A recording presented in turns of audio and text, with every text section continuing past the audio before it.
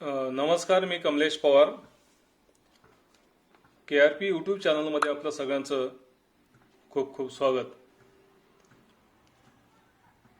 ITI मध्ये शिकणाऱ्या 1 वर्ष व्यवसाय व 2 वर्ष व्यवसायाच्या प्रथम वर्षाकरता असणारा एम्प्लॉयबिलिटी स्किल या विषयामध्ये IT लिटरसी किंवा डिजिटल लिटरसी हा एक टॉपिक अंतर्भूत केलेला आहे.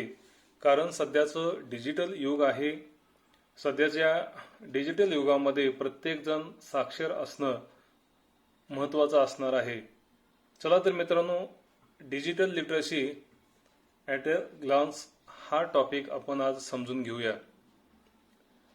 मागचा टॉपिक आपला 5S हा होता आणि आज निवडलेला आहे digital literacy at a glance.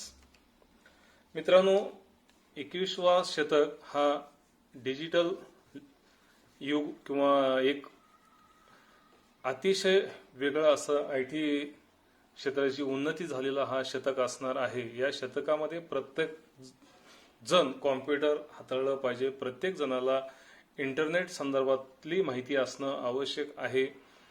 प्रत्येकाला सगळे ऑनलाईन व्यवहार करता येणं आवश्यक आहे. म्हणून हा टॉपिक आपल्यासाठी अतिशय महत्त्वाचा असणार आहे. प्रत्येकाने हा टॉपिक काळजीपूर्वक समजून घेणं तितकंच गरजेचं आहे. मित्रांनो, आपण पाहतो प्रत्येक व्यवहार हा सध्या ऑनलाईन पद्धतीनं ऑनलाईन सिस्टीमनं सध्या होत आहे. ITIचं ॲडमिशन असेल, ITIची परीक्षा असेल, या सगळ्या गोष्टी सध्या आता ऑनलाईन पद्धतीनं होत आहेत.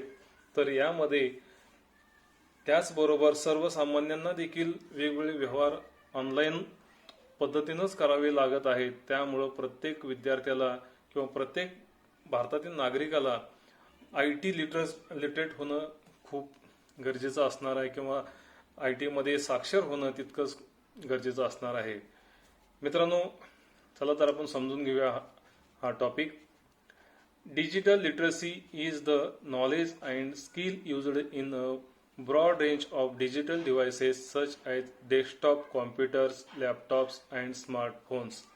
आता या डिजिटल लिटरसीमध्ये महत्त्वाचं डिव्हाइस कुठलं असतं तर डेस्कटॉप कॉम्प्युटर्स, लॅपटॉप्स, स्मार्टफोन्स म्हणजे आपले मोबाईल्स हे अतिशय महत्त्वाचे डिव्हाइसेस आहेत. या डिव्हाइसेसच्या माध्यमातून याला इंटरनेट कनेक्ट केलं जातं आणि इंटरनेटच्या आणि या डिव्हाइसेसच्या माध्यमातून डिजिटल सगळी कामं केली जात आहेत.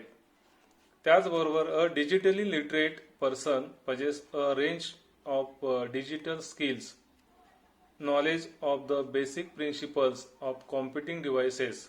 म्हणजे कॉम्प्युटर संदर्भातले अगदी छोटे छोटे ज्या गोष्टी आहेत त्या गोष्टी आपल्याला किंवा त्याचं तत्व समजून घेणं खूप गरजेचं आहे. प्रत्येकाला हे तत्व समजून घेता आलं पाहिजे. Skills in using computer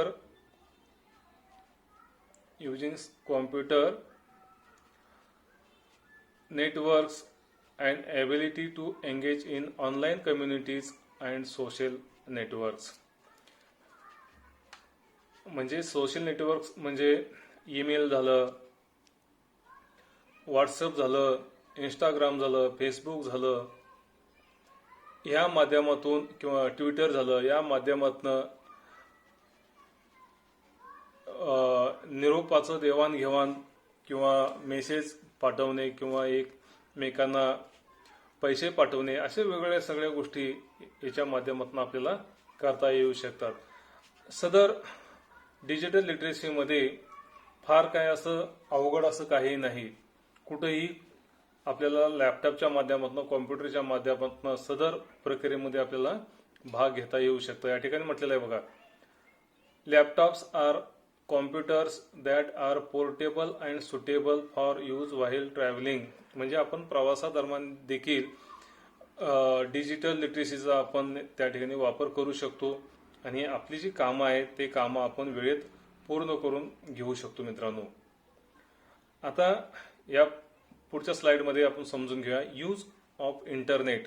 या डिजिटल लिटरसीमध्ये किंवा डिजिटल युगामध्ये इंटरनेट शिवाय पर्याय नाही. इंटरनेटमुळंच आपण डिजिटल क्षेत्रामध्ये आपण प्रगती करीत आहोत. तर आता इंटरनेटमुळं किंवा इंटरनेटच्या माध्यमातून आपण कोणत्या कोणत्या गोष्टी करू शकतो ते आपण या ठिकाणी ग्राफिक्सच्या माध्यमातून समजून घेऊया. या ठिकाणी बघा कम्युनिकेशन दिलेलं आहे. इंटरनेटमुळं आपण कम्युनिकेशन करू शकतो. मोबाईलच्या द्वारे आपण एकमेकांशी संभाषण करू शकतो. मोबाईलच्या माध्यमातून एकमेकाला आपण निरोप पाठवू शकतो. इंटरनेटच्या माध्यमातून एकमेकाला आपण निरोप पाठवू शकतो, बोलू शकतो, व्हिडिओ कॉन्फरन्सिंग करू शकतो. म्हणजे अगदी इंटरनेटमुळं जग जवळ आलेलं आहे मित्रांनो. आणि यालाच आपण डिजिटल लिटरसी असं म्हणतो. सदर गोष्टी आपल्याला सगळ्यांना यूज करता येणं अपेक्षित आहे. जॉब सर्च, इंटरनेट असल्यामुळं आपण घर बसल्या जॉब सर्च करू शकतो. वॅकन्सीज आपण क्रिएट करू शकतो. वॅकन्सीज आपण सर्च करू शकतो. त्यानंतर ऑनलाईन शॉपिंग, आपण घर बसल्या ॲमेझॉनवरती एखादा प्रॉडक्ट बुक करून आपण ते मागवू शकतो. घर बसल्या फ्लिपकार्टवरती आपण एखादा प्रॉडक्ट बुक करून आपण घर बसल्या मागवू शकतो आणि त्याचे पैसे त्वरित आपल्याला पे करता येऊ शकतात मित्रांनो. त्यानंतर इन्फॉर्मेशन, कोणतीही माहिती गुगल सर्च इंजिनच्या माध्यमातून आपण सर्च करून आपण आपलं काम वेळेत पूर्ण करू शकतो. जी माहिती आपल्याला मिळत नाही ती माहिती गुगलवरती आपल्याला सर्च करून आपलं काम वेळेत पूर्ण करता येऊ शकतं. बँकिंग, आपण घर बसल्या बँकेत आपल्या अकाउंटवरती किंवा इतरांच्या अकाउंटवरती पैसे आपण ट्रान्सफर करू शकतो, भरू शकतो किंवा घर बसल्या आपण पैसे देखील काढण्याची सिस्टीम्स ऑनलाईन पद्धतीनं या इंटरनेटच्या युगात करता येऊ शकतं.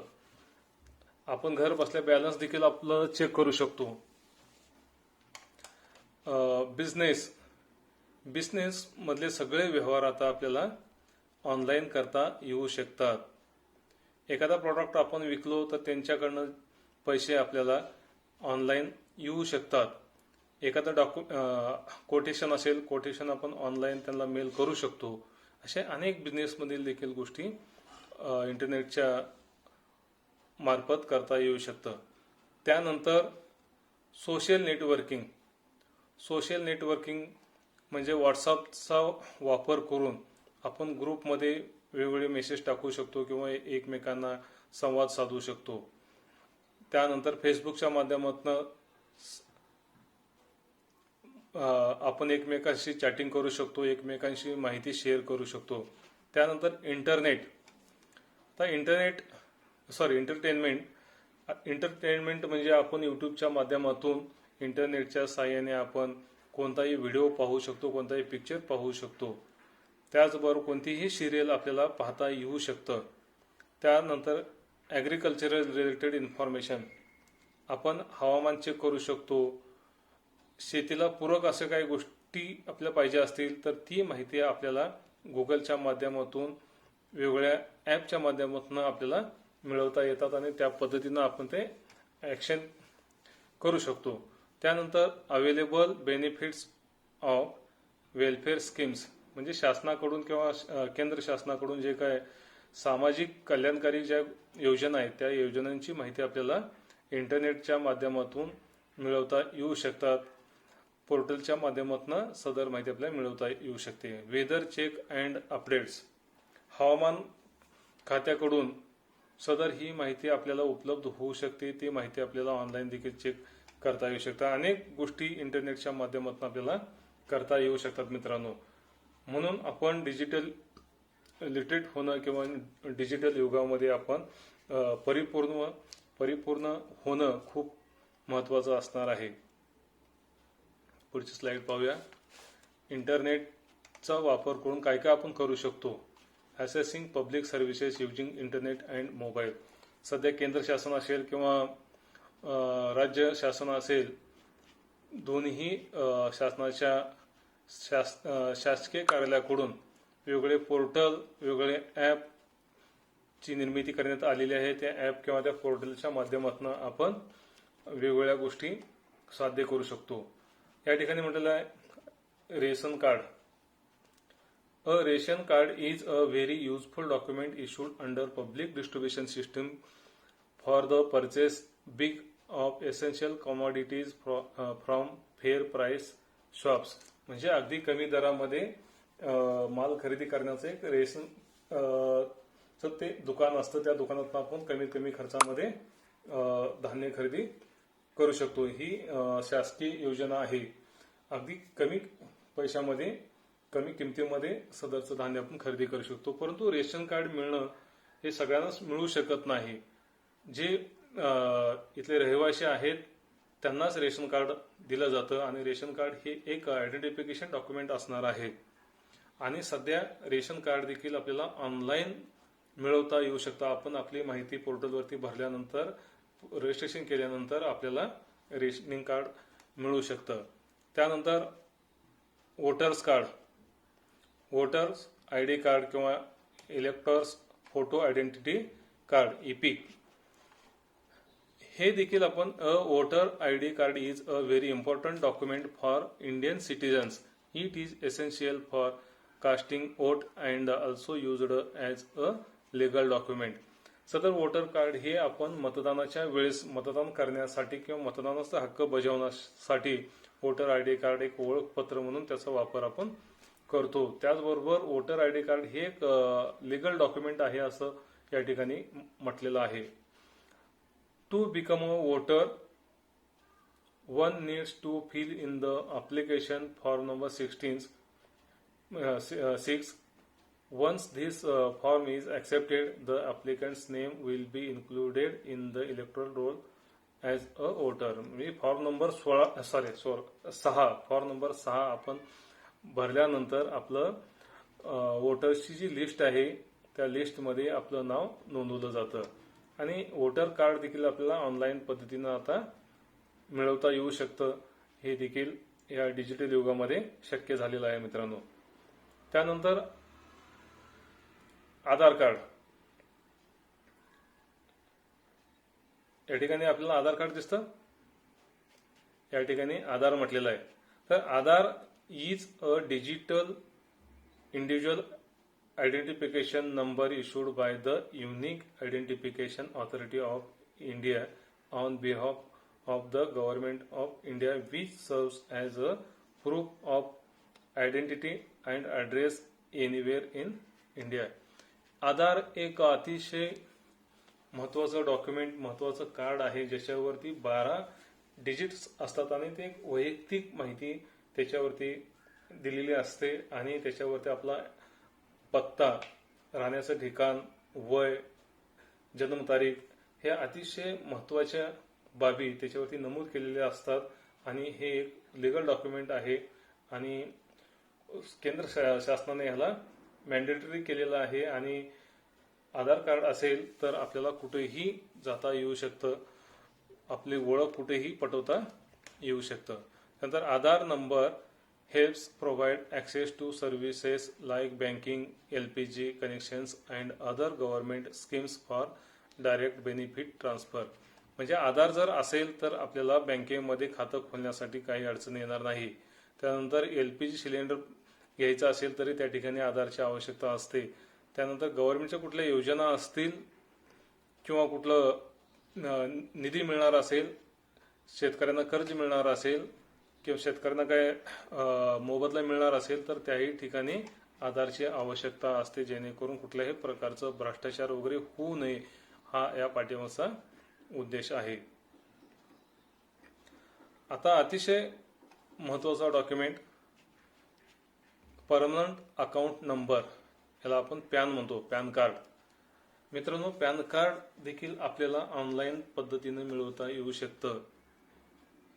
सदर डॉक्युमेंट आपल्याला अतिशय महत्वाचं असणार आहे आणि हे देखील या ठिकाणी म्हटलंय. Pan is a code that acts as identification especially for those who pay income tax. जे इन्कम टॅक्स पे करतात त्यांच्यासाठी हा डॉक्युमेंट किंवा हे कार्ड अतिशय महत्वाचं आणि उपयुक्त असं असणार आहे. आणि पॅन कार्ड हे देखील आयडेंटिफिकेशन किंवा ओळखपत्र म्हणून देखील याचा वापर होऊ शकतो आणि टॅक्स पे करणाऱ्यांसाठी पॅन शिवाय आपण टॅक्स पे देखील करू शकत नाही. त्यानंतर it is a unique 10 character alpha आणि न्यूमेरिक आयडेंटिफायर.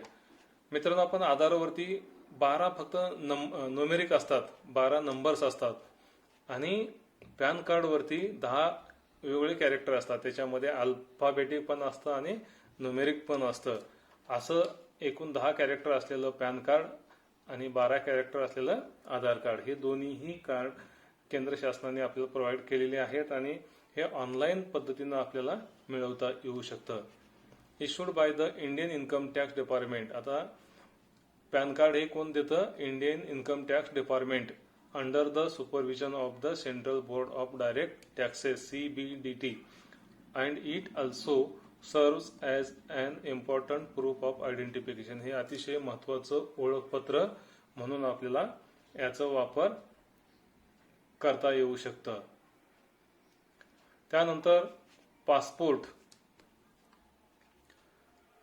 त्यानंतर मित्रांनो, आपल्याला पासपोर्ट देखील ऑनलाईन पद्धतीने मिळवता येऊ शकतं. बघा, पासपोर्ट सेवा project was launched with the objective of delivering passport services to the citizens in a comfortable environment with wider accessibility and reliability. मित्रांनो, पासपोर्ट असल्याशिवाय आपल्याला फॉरेन कंट्रीमध्ये जाता येऊ शकत नाही. जर आपल्याला पासपोर्ट नसेल आणि आपल्याला इतर देशामध्ये भ्रमण करायचं असेल किंवा कामानिमित्त जायचं असेल तर आपल्याला पासपोर्ट शिवाय जाता येऊ शकत नाही. प्रत्येक भारतीय नागरिकांना बाहेरच्या देशामध्ये प्रवेश करायचा असेल किंवा प्रवास करायचा असेल तर पासपोर्ट काढावा लागतो.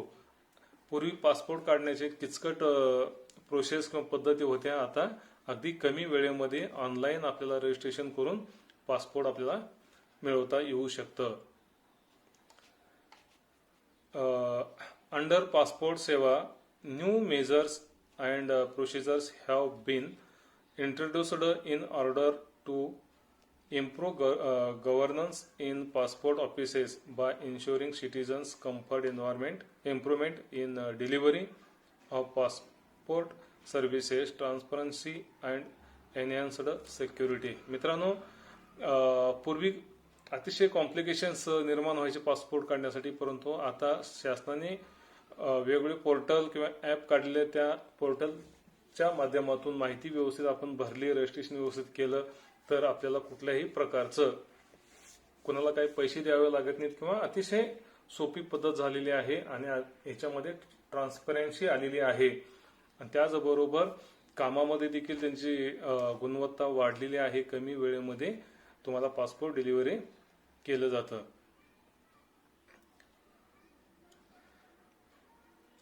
त्यानंतर मित्रांनो, ई ट्रान्सपोर्टेशन हे देखील इंटरनेटच्या या युगामध्ये सगळ्यांना अतिशय सोपी म्हणजे अवघड असणारी पद्धत सोपी झालेली आहे. सध्या आपल्याला अगदी घर बसल्या बसल्या आणि कमी वेळेमध्ये सदर सर्व ई ट्रान्सपोर्टेशनची प्रक्रिया आहेत आपल्याला करता येऊ शकतं.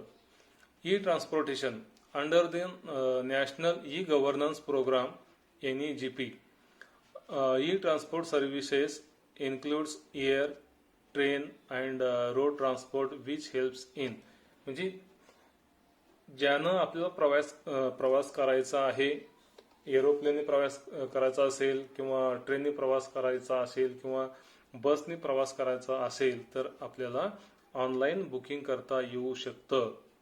घर बसल्या आपण ऑनलाईन बुकिंग करून ऑनलाईन पे करून आपल्याला बुकिंग ट्रेन तिकीट्स ऑनलाईन, म्हणजे रेल्वेचं तिकीट आपल्याला ऑनलाईन बुक आपण करू शकतो. ऑनलाईन तिथं पैसे आपल्याला भरता येऊ शकतात. त्यानंतर online status check of running trains, ट्रेनचं स्टेटस आपल्याला तपासता येऊ शकतं. Tour to the national museum, म्हणजे कुठल्याही टूरमध्ये आपल्याला जाता येऊ शकतं. त्या टूरचं पूर्ण बुकिंग आपल्याला ऑनलाईन पद्धतीनं करता येऊ शकतं. कुठल्याही एरोप्लेनचं तिकीट बुकिंग आपल्याला घर बसल्या करता येऊ शकतं. मित्रांनो, घर बसल्या सर्व गोष्टी केल्यामुळं आपला वेळ वाया जात नाही, त्याचबरोबर पैसा देखील वाचतो. वेळ आणि पैसा ह्या दोन्ही गोष्टी वाचवण्यासाठी आपल्याला डिजिटल लिटरसी किंवा डिजिटल युगामधलं सगळं ज्ञान किंवा नॉलेज आत्मसात करणे अतिशय महत्त्वाचं ठरणार आहे मित्रांनो. त्यानंतर E postal and telecom services. तुम्ही पाहिलं असेल पोस्टामध्ये देखील मित्रांनो पूर्वी आपण पत्र लिहायचं, पोस्टात जायचं, पत्र आणायचं, परत पत्र लिहायचं, परत त्यात तिकीट चिटकवायचं, पोस्टात जायचं, पोस्टात ते पत्र टाकायचं, अशी एकदम किचकट आणि अगदी लेंदी प्रोसेस किंवा जास्त वेळ लागणारी ती प्रोसेस असायची. परंतु आता the post and telecommunication department is one of the oldest and most extensively used mail services in the world, which now uses communication technology to serve the people. E-postal and telecom services allow its user to. आता यांनी देखील portal केलेला आहे. पोस्टाने देखील वेगवेगळे app काढलेले आहेत. त्या ॲपच्या माध्यमातून किंवा त्या पोर्टलच्या माध्यमातून send message through E post. आता ई पोस्टच्या माध्यमातून आपण वेगवेगळे मेसेजेस किंवा निरोप आपण इतरांना पाठवू शकतो. सेंड मनी थ्रू इन्स्टंट मनी ऑर्डर IMO. इन्स्टंट मनी ऑर्डरच्या माध्यमातून आपण तात्काळ पैसे पाठवू शकतो मित्रांनो, तात्काळ फंड ट्रान्सफर करू शकतो. Track speed post status online. आपण एखादा स्पीड पोस्टने पत्र पाठवलं असेल तर त्याचं आपण ट्रॅकिंग देखील करू शकतो. कुठं पोहोचलेलं आहे, कुठंपर्यंत पोहोचलेलं आहे किंवा ती जागेवर पोहोचलं का नाही हे आपल्याला ट्रॅक रेकॉर्ड तपासता येण्यासाठी ऑनलाईन पद्धतीनं ई पोस्टवर तपासता येऊ शकतं. Search ISD code online. International subscriber dialling code आपल्याला ऑनलाईन तपासता येऊ शकतं. त्यानंतर calculate the postal charges online. जर एखादा आपल्याला पोस्ट करायचं असेल तर त्याचे ते चार्जेस किती पडतील हे देखील आपल्याला ऑनलाईन कॅल्क्युलेट करून पाहता येऊ शकतं. त्यानंतर find numbers online telephone directory. Online telephone directory उपलब्ध आहे. त्या डिरेक्टरीमध्ये आपण एखाद्याचा नंबर आपण तपासू शकतो, ते शोध घेऊ शकतो. त्यानंतर ई एज्युकेशनल सर्व्हिसेस. मित्रांनो शैक्षणिक क्षेत्रामध्ये देखील आमूलाग्र बदल झालेला आहे. सध्या कोरोनाचा काळ आहे, ह्याच्यामध्ये आपण ऑनलाईन एज्युकेशन सध्या आपण घेत आहोत किंवा ही सिस्टीम आपण राबवत आहोत. शिक्षकाकडून विद्यार्थ्यांपर्यंत त्यांचं नॉलेज, त्यांचं टॉपिक पोहोचवण्याचं ऑनलाईन हे एक अतिशय महत्त्वाचं माध्यम आहे. या ऑनलाईनच्या माध्यमातून आपण एज्युकेशन किंवा शिक्षण विद्यार्थ्यापर्यंत आपण पोहोचवत आहोत आणि ह्याला माध्यम आहे internet. Online learning is a method of delivering educational information through the internet. इंटरनेटच्या मार्फत आपण विद्यार्थ्यांपर्यंत वेगवेगळे माहिती इन्फॉर्मेशन पाठवत आहोत. It is flexible and self paced and suited for distance learning. किंवा आपल्याला डिस्टन्स लर्निंगच्या माध्यमातून देखील वेगवेगळं इन्फॉर्मेशन विद्यार्थ्यांपर्यंत पोहोचवण्याची एक सुविधा याच्या माध्यमातून उपलब्ध झालेली आहे. याचं जास्तीत जास्त लोकांनी किंवा जास्तीत जास्त विद्यार्थ्यांनी फायदा करून घ्यावा. त्याचबरोबर ई ग्रीव्हन्स रिॲड्रेसल. मित्रांनो during the course of public government interface or interaction, the citizen may feel wrong, which may be real or supposed. This forms valid grounds of complaint. एखाद्या नागरिकाला एखाद्या शासकीय कुठल्याही प्रोसेसमध्ये त्रास झाला किंवा त्याला अनकम्फर्ट फील झालं तर तो एक ग्रीव्हन्स रिॲड्रेसलमध्ये तो कंप्लेंट करून सदरचं झालेल्या म्हणजे त्रासाबद्दल त्या ठिकाणी दाद मागता येऊ शकतं. हे देखील to redress grievances the central government has set up a portal for public grievances. म्हणजे वेगवेगळ्या लोकांना काही काही प्रोसेसमध्ये म्हणजे त्रास होतो, कंपन्यांमध्ये त्रास होतो, बॉसकडून कामगारांना त्रास होऊ शकतो, एम्प्लॉयरकडून कामगारांना. तर अशा वेळेस त्यांनी कुठं दाद मागायचं यासाठी एक पोर्टल फॉर पब्लिक ग्रीव्हन्सेस ते या ठिकाणी कंप्लेंट त्यांची टाकू शकतात आणि सदर कंप्लेंटवरती विचार होतो आणि अशा पद्धतीनं प्रत्येकाला एक डिजिटल क्षेत्रामध्ये एक पोर्टल निर्माण करून देण्याचं सेंट्रल गव्हर्नमेंटने प्रयत्न केलेला आहे आणि प्रत्येकाने सदर या डिजिटल युगाचा एक हिस्सा बनला पाहिजे. प्रत्येकाने ऑनलाईन बँकिंग, विद्यार्थी मित्रांनो, online banking is an electronic payment system that enables customers of a bank to conduct financial transactions on a website operated by the bank. तर ऑनलाईन बँकिंग मध्ये आपल्याला बँकेत जाण्याची गरज नाही. सध्या पेपरलेस गोष्टी सगळ्या ऑनलाईन मुळे होत आहेत.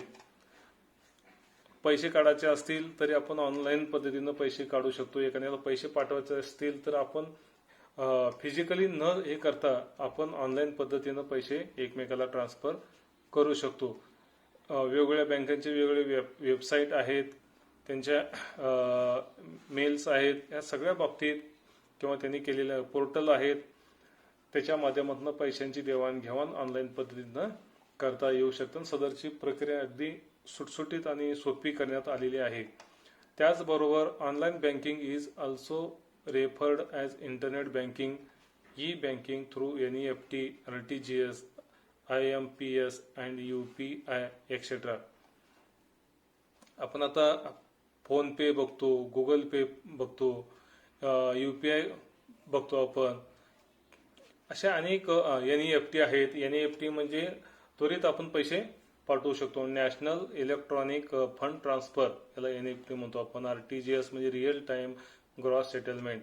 अशा हे सिस्टीम जे आहेत या सिस्टीमच्या माध्यमातून आपल्याला ऑनलाईन सगळे ट्रान्झॅक्शन्स आपल्याला करता येऊ शकतात. आपण आपलं बॅलन्स घर बसल्या तपासू शकतो. एखाद्याला पेमेंट आपल्या अकाउंटमध्ये मधून गेलंय का नाही हे आपण पाहू शकतो. आपल्या अकाउंटवरती पगार आपला जमा झालाय का नाही हे पाहू शकतो. यालाच आपण ऑनलाईन बँकिंग असं म्हणतो मित्रांनो.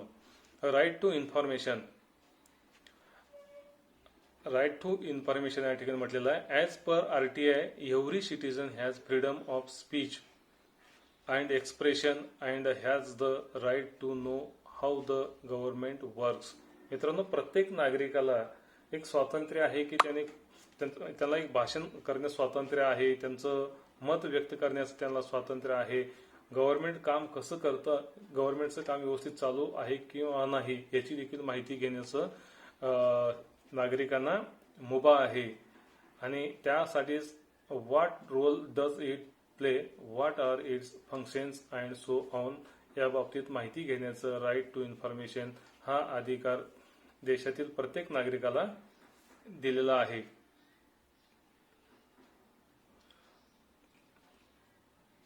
मित्रांनो, हा टॉपिक तुम्हाला माझ्या मते आवडला असेल. प्रत्येकाने बारकाईनं या टॉपिकचा अभ्यास करावं आणि आपण आपल्या फक्त परीक्षेपुरतं विचार न करता आपण आपलं पूर्ण जीवनामध्ये सदर व्यवहार आपल्याला ऑनलाईन करावे लागणार आहेत. दिवसेंदिवस प्रगती होत चाललेली आहे. दिवसेंदिवस वेगवेगळे सिस्टीम्स येत आहेत. त्यामुळे आपण प्रत्येक सिस्टीमला मॅच होणं तितकंच गरजेचं ठरलेलं आहे किंवा ठरणार आहे मित्रांनो. चला तर मग हा आजचा digital literacy at a glance आपल्याला समजला. जर समजलं नसेल एखादा कुठला भाग तर तुम्ही नक्की मला माझ्या यूट्यूबमध्ये व्हिडिओमध्ये कमेंट्स बॉक्स आहे, त्या कमेंट्स बॉक्समध्ये तुम्ही तुमचं कमेंट नोंदवू शकताय आणि तुम्हाला माहिती मी देऊ शकेन. धन्यवाद मित्रांनो. थँक्यू.